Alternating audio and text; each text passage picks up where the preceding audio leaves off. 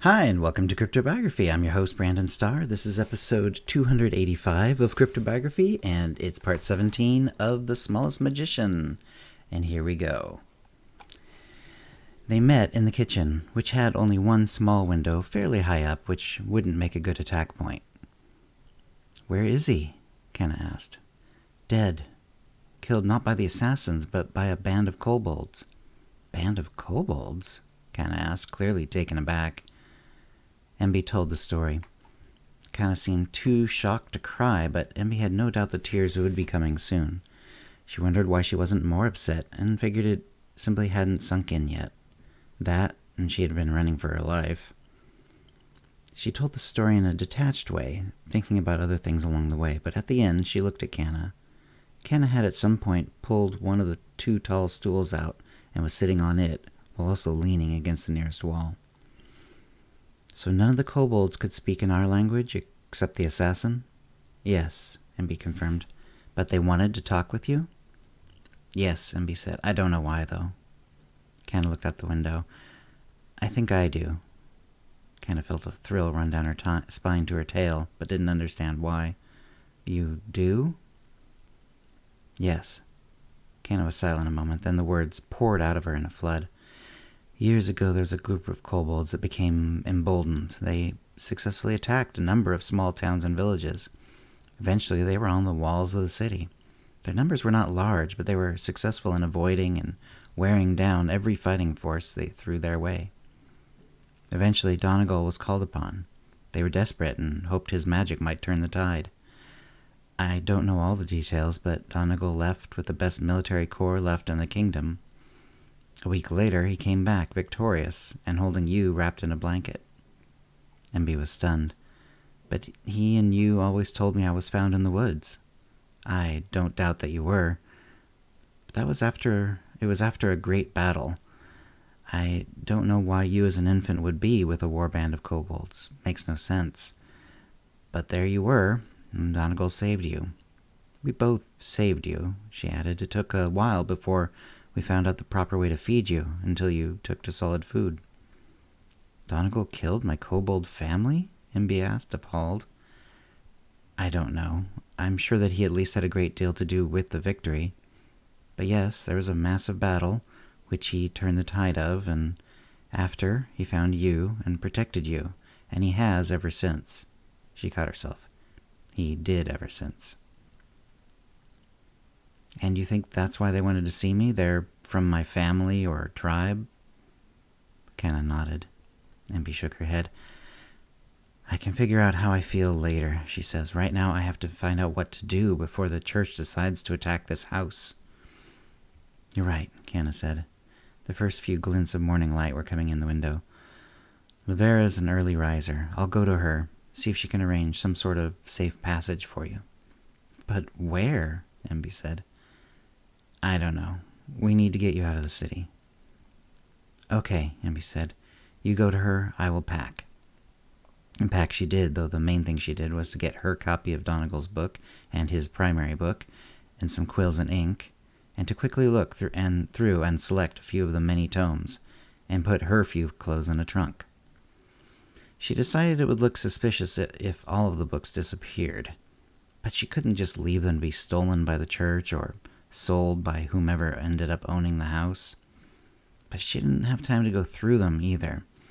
Instead, she opened the secret door and quickly ran whole stacks of them into the hidden passage. There were still many books on the shelves, books she would love to read, but she left many histories, studies, and tales, both fictional and speculative, on the shelves, to pretend that there were no missing books. The ones about doing magic, or the theories behind them, she hid.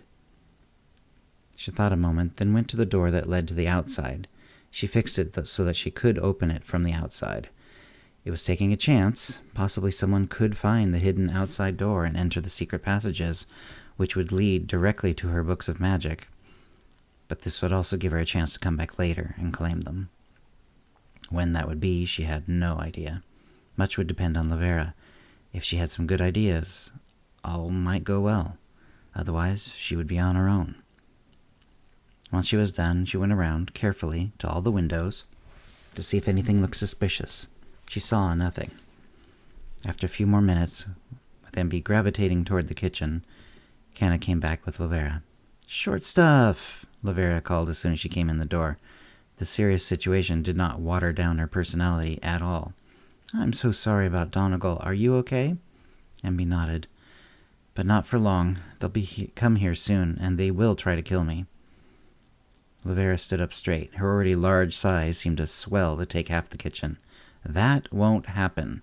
They'll have to come through me." "Thank you, but you can't guard me forever. I need a plan." "I got an idea, cute and scaly. But if you're ready to move, how about I bring you back to my place and we can discuss it there?" "I am ready. I have a couple of bags, more than I can camouflage. But I can follow you with one of my bags. Maybe we can get the other, larger one later?" "No problem, sweetie. I'll just carry it. In my business, I carry things all over the city all the time. No one will bat an eye." They did so, with Emby camouflaging herself and ducking out of the door just ahead of Lavera, then following behind her. They made it to Lavera's home in just a few minutes. "You stay here, darling," Lavera said. "Everyone knows I work this time of day. It would look strange if I didn't. I'll make every excuse to make it back here a few times. Timmy, too. In fact, I'll make sure he keeps you company a good part of the day. We'll talk tonight over dinner. Stay safe." And she did. Timmy came in and she told him what had transpired. But Timmy hadn't been told by Lavera what her plans were, so he couldn't tell her much. "There are church people all over the streets today," he reported the second time he came to visit. "They're looking in windows and such, but they aren't breaking into anyone's house, at least not without seeing you, so keep camouflaged." "Got it," Emby said. Emby considered making dinner, but when she suggested to Lavera on one of her quick trips to the house, she nixed it. "Everyone knows the big gal lives alone, except for Timmy, and neither of us make dinner during the day. I have some bread you can eat to tide you over." That night, Emby helped make dinner, and they talked things over. "As much as I'd love to take you in, short stuff, I just don't think it's in the cards. They're out to get you. But I have an idea. There's a house, hasn't been lived in for a few years, but should still be quite livable.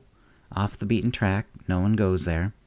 I think we can get you set up there quite nicely." "How far away?" Emby asked. "Less than half an hour's walk. It's more about the difficulty in getting there. There's a really steep part of the track that goes there. No one goes there except for maybe a few hunters, and it's getting too late in the year to hunt. I'll bet you'll be able to make it so that no one comes to your house in a few months." "Well," Emby said, not without a few doubts, "I will certainly be studying my magic as best I can. And I can't keep up my camouflage indefinitely, and even if I could, eventually something would go wrong if I stayed here in town. But how would I eat?" "Ah," Lavera said, "I hadn't mentioned that yet. I knew the little old lady who lived there. We had a hidden stash just a little off the main road, and I would go and drop things off on the way to the inn north of town. I'll show you and Timmy where the drop is, and you where the house is, on the next rest day, 2 days from now." "I don't get to see the house?" Timmy asked. "Best if you don't," Lavera said.